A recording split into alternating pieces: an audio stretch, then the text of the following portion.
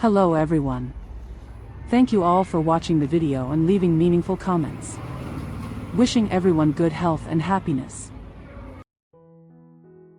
Early morning, the winter chill seeped into my fingers, waking me up as my breath turned to white puffs in the frosty air. I lay in bed, listening to the wind whistling through the door cracks, then decided to head to the market to buy a new scarf for warmth.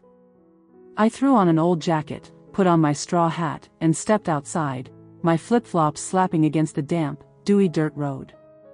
The village market was already buzzing, filled with the chatter of buyers and sellers, the smoky scent of food stalls wafting through the cold. I weaved through the stalls, eyes scanning for scarves, colorful ones dangling from racks, though none caught my fancy yet. While browsing, I suddenly bumped into a man, thin, with familiar eyes, the same guy I'd helped find his way back to the village the other day.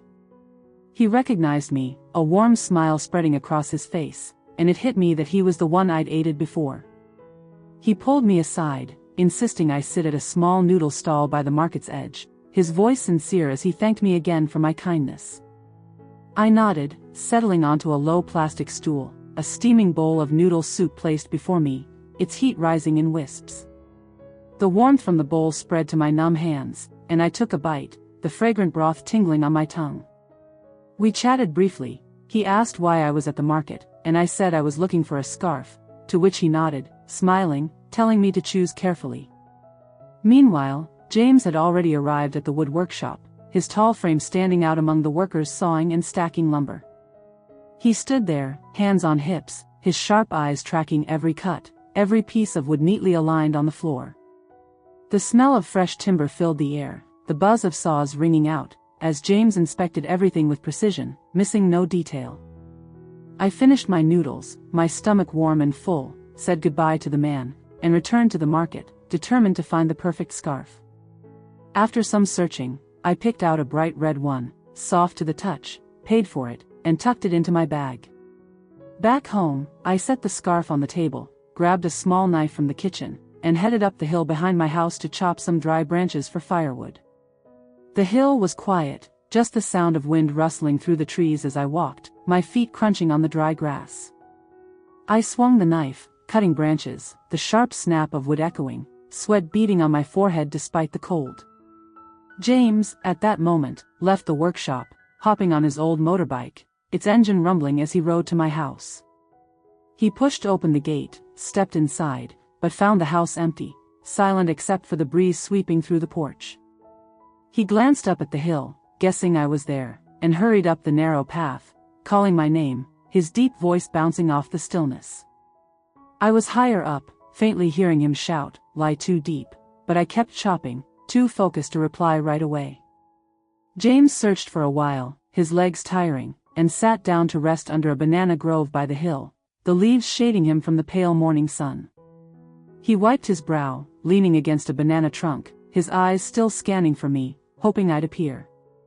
I finished cutting a few branches, and his calls grew clearer, so I stopped, grabbed my knife, and started down the trail. From a distance, I spotted him sitting there, looking worn out, sweat glistening on his forehead, somehow comforting in his presence. I got a playful idea to scare him, tiptoeing closer, my steps soft on the dry grass so he wouldn't hear me coming. Right behind him, I let out a loud yell, startling him as he whipped around, eyes wide in surprise. James pretended to faint, eyes shut tight, body slumping to one side, his head resting against the banana leaves like it was real. I panicked, dropping the knife, kneeling beside him, my heart racing, unsure if he was okay. Flustered, I reached out to check his breathing, thinking of CPR like I'd seen others do, my hands trembling.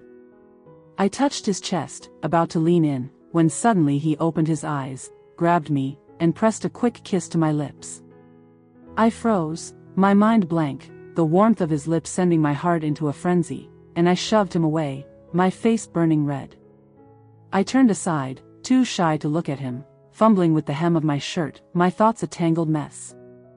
James chuckled softly, standing up, patting my shoulder like it was nothing, his voice calm as he said to stop teasing. He suggested we keep chopping wood together, and I nodded, hiding my embarrassment, picking up my knife to follow him. He grabbed a machete, I held my knife, and we worked side by side, the crack of dry branches filling the hill. I stole a glance at him, his tall, strong figure swinging the blade effortlessly, looking so dependable.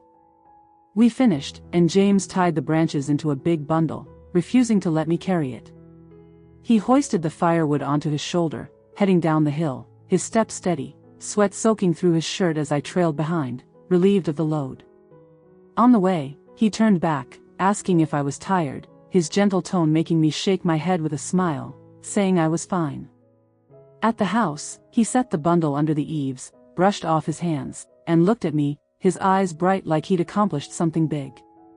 I stood there, staring at the firewood, my heart still fluttering from that unexpected kiss, unsure what to say. James patted my shoulder again, suggesting we rest a bit before deciding what's next, and I just nodded, a strange warmth blooming inside me on this cold winter day.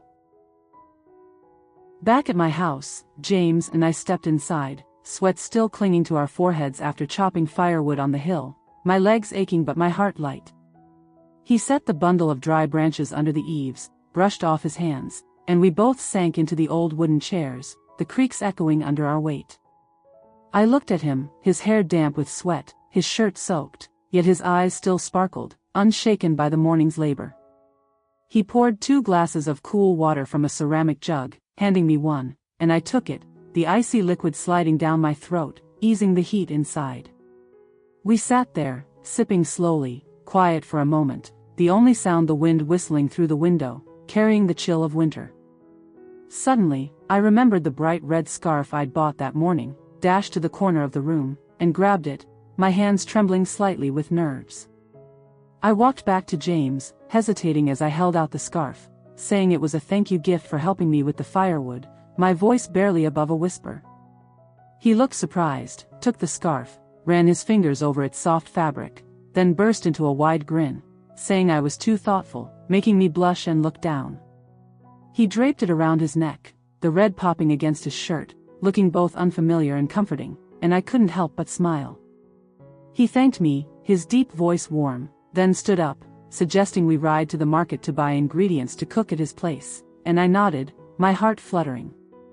I climbed onto the motorbike behind him, the breeze whipping through my hair, my hands lightly gripping his shirt, feeling his warmth beneath.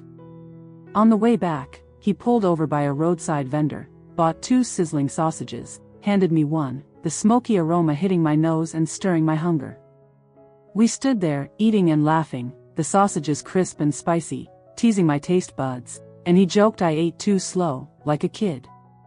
After finishing, he drove us straight to his house, the grand gates swinging open, and I stepped inside, stunned by the lavishness, gleaming white walls and fancy furniture far beyond my simple home. James invited me to sit on the plush sofa, poured a glass of chilled orange juice, set it in front of me, then rolled up his sleeves and headed to the kitchen to cook. I sipped the juice, its sweet tart flavor refreshing, sank into the soft cushions, and felt my eyelids droop after a long morning. The clatter of pots and pans rang from the kitchen, I yawned, leaned back, and drifted off into a nap without realizing it. James finished cooking, brought out steaming dishes, saw me asleep, and smiled softly, setting the tray down to let me rest a bit longer. The rich aroma of rice wafted over, stirring me awake, and I blinked to see him standing there, gently shaking me, saying to eat before it got cold, his tone kind. We set the table, sticky white rice, savory braised meat, crisp stir-fried greens, and I picked up my chopsticks, ready to dig in, when a knock sounded at the door. A man walked in, and I stared, realizing it was the guy from the market that morning, the same one I'd helped before. James introduced him as Tung, his close friend, and I nodded hello, shocked by the coincidence. We invited Tung to join us, and he grinned, grabbing a bowl, the chatter livening up the table as we ate. Just then, James's younger brother came home, stepping in with dust on his shirt, and we welcomed him to eat too, the table turning into a lively little gathering. James introduced me as his girlfriend, his voice casual, and I flushed, dipping my head to hide a shy smile, my chopsticks pausing midair. The food was delicious, and we all ate while swapping stories, from workshop days to Tung's funny tales, laughter filling the house. After the meal, James's brother and Tung stayed to chat, while James drove me home, the sky now pitch black, his bike's headlight cutting through the dark. He stopped at my gate, and we sat talking under the dim porch light, his low voice sharing plans for Tet Jam, captivating me.